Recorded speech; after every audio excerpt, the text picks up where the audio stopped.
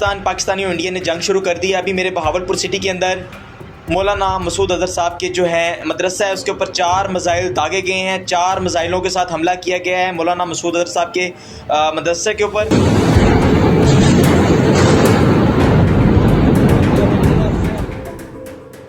ये जो अभी आपने हड़बड़ाते पाकिस्तानी की आवाज सुनी, उससे पहले जो धमाकों की आवाज सुनी वो ऑपरेशन सिंदूर का निचोड़ था, जिसे पहलगाम टेरर अटैक के बाद पाकिस्तान बेस्ड आतंकवाद पर अंजाम दिया गया था। सेना ने पीओके और पाक में आतंकी ठिकानों को मिट्टी में मिला दिया था, जिसके बाद भारत की तरफ से 2 टूक कह दिया गया था कि इस ऑपरेशन सिंदूर में पाकिस्तान में मौजूद आतंकी मसूद अजहर के पूरे खानदान का खात्मा कर दिया गया है। लेकिन विपक्ष ने कहा, कहां, कौन मरा, कितने मारे, आतंकी मरे, नहीं मरे, लाओ सबूत दिखाओ। विपक्ष को सबूत मिल गया है। सबूत खुद चलकर पाकिस्तान से आया है। पाकिस्तान के आतंकी ऑपरेशन सिंदूर के सदमे से अभी तक उभर नहीं पाए हैं।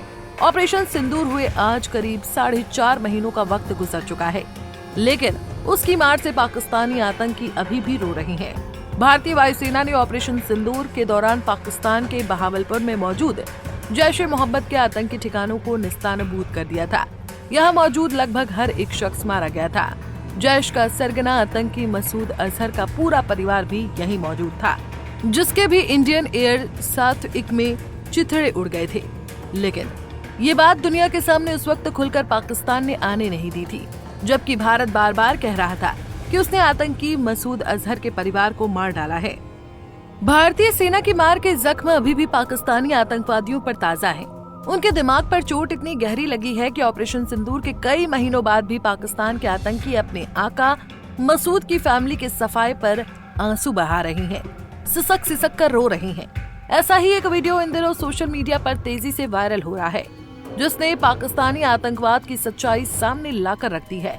इस वीडियो में जैश-ए-मोहम्मद का शीर्ष कमांडर मसूद इलियास कश्मीरी एक जलसे को संबोधित करते हुए ये स्वीकार करता है कि भारत की तरफ से बीती 7 मई को पाकिस्तान के बहावलपुर में एक मदरसे पर की गई एयर स्ट्राइक में उसके नेता मसूद अजहर के परिवार के टुकड़े टुकड़े कर दिए गए। जिस समय वो ये बात कह रहा होता है, उस समय पृष्ठभूमि में बंदूकधारी सुरक्षा कर्मियों की संख्या देखते बनती है, जो शहबाज शरीफ से सवाल करती है कि आखिर इन आतंकी को इतनी सुरक्षा किस लिए दी गई है।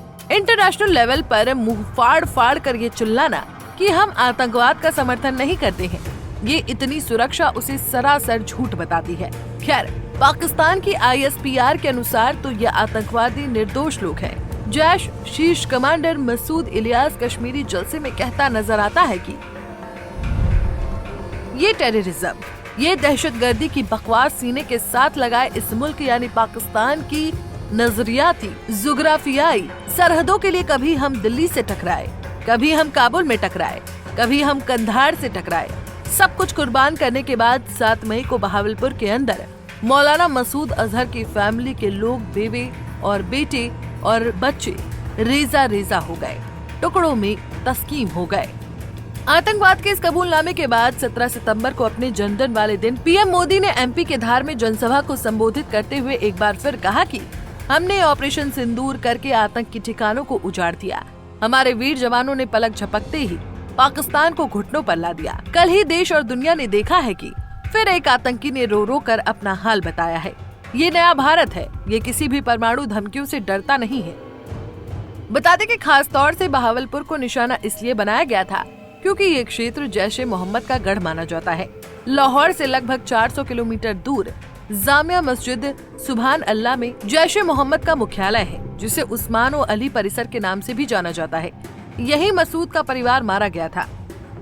UN से बैन आतंकवादी मसूद अजहर की तरफ से कश्मीर में जिहाद के नाम पर लोगों को उकसाया जाता है।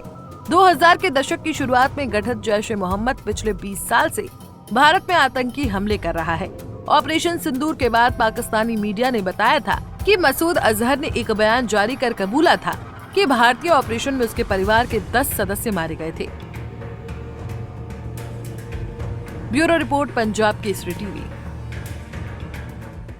हमसे जुड़े रहने के लिए हमारे YouTube चैनल को सब्सक्राइब करें और नई वीडियो की नोटिफिकेशन के लिए बेल आइकॉन को दबाएं।